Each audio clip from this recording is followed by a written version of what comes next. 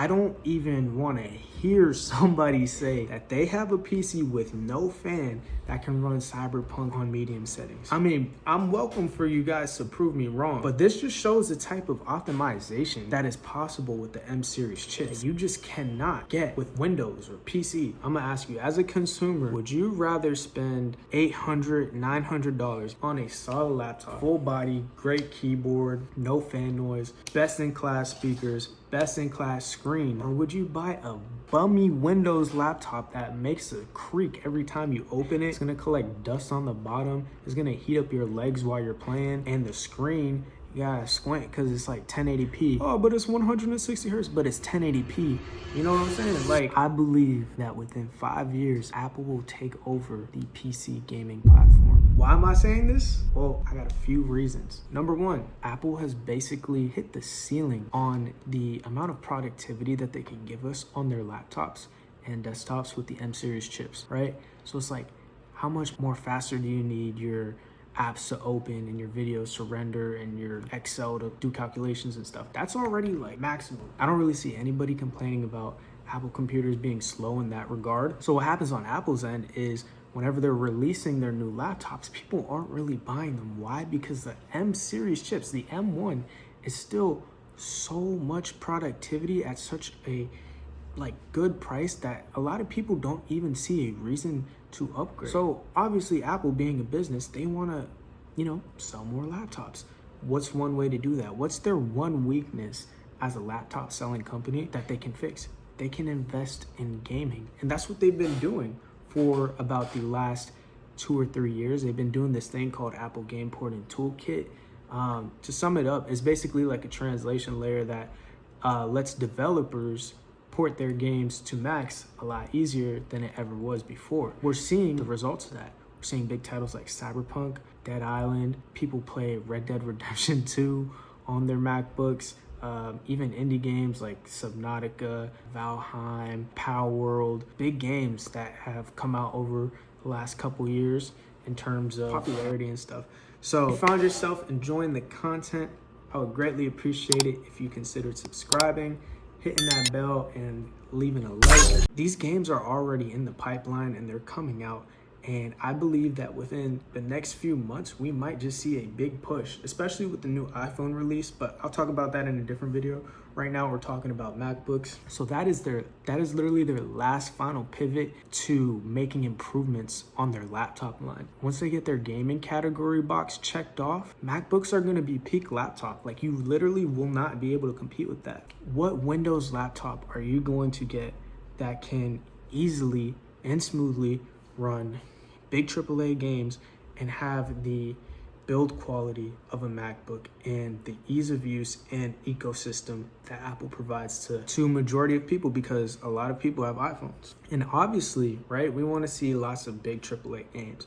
And I'm already assuming that people in the comments section are going to be like, it's too expensive and the player base is too small on Mac for a big company to want to port their game over. Okay, I hear you. That may be true, but you know who could really benefit from these Apple Game Porting Toolkits? AA developers and indie developers.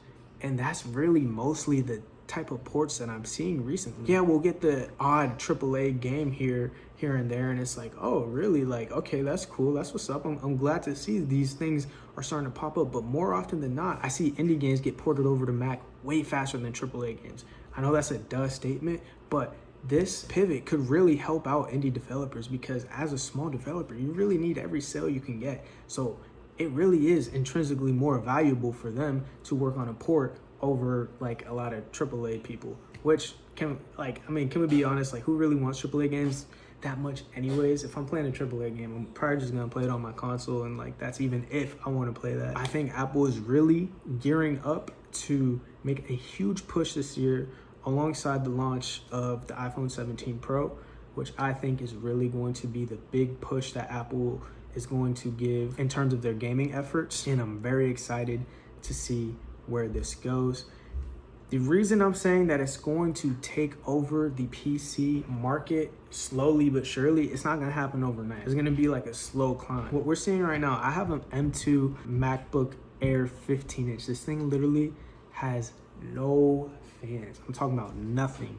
no active cooling at all. I downloaded Cyberpunk on this. I could run this, I'm pretty sure 60 FPS, medium settings, genuinely have a good time with this. I don't even want to hear somebody say that they have a PC with no fan that can run Cyberpunk on medium settings. I mean, I'm welcome for you guys to prove me wrong, but this just shows the type of optimization that is possible with the M series chips that you just cannot get with Windows or PC.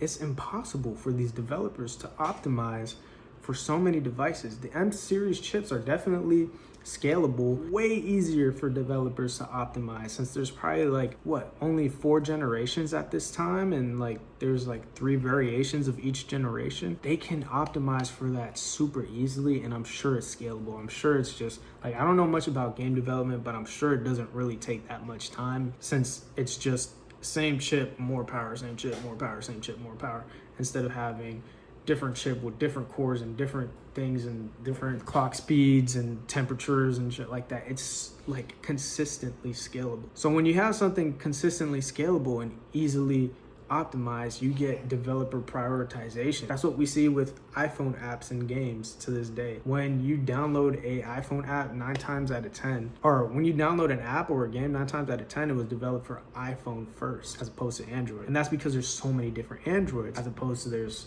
only a few different iPhones. There's only 3 iPhones that get released a year, where there's hundreds of Android phones that get released every single year. So development gets prioritized on here. Of course, there's already a gigantic, huge Steam player base. Yeah, I understand it's huge, it's millions and millions. As a consumer, I'm gonna ask you, as a consumer, would you rather spend $800, $900 on a solid laptop, full body, great keyboard, no fan noise, best in class speakers, best in class screen, or would you buy a bummy Windows laptop that makes a creak every time you open it? It's gonna collect dust on the bottom, it's gonna heat up your legs while you're playing, and the screen, you gotta squint because it's 1080p. Oh, but it's 160 hertz, but it's 1080p.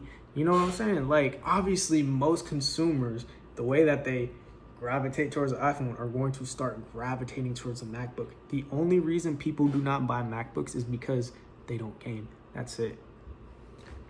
And that's where I rest my case. Let me know what you guys think down below in the comments. How long do you think it's going to take for Apple to really get a strong foot in the gaming industry? Because it's going to happen. It's just a matter of when.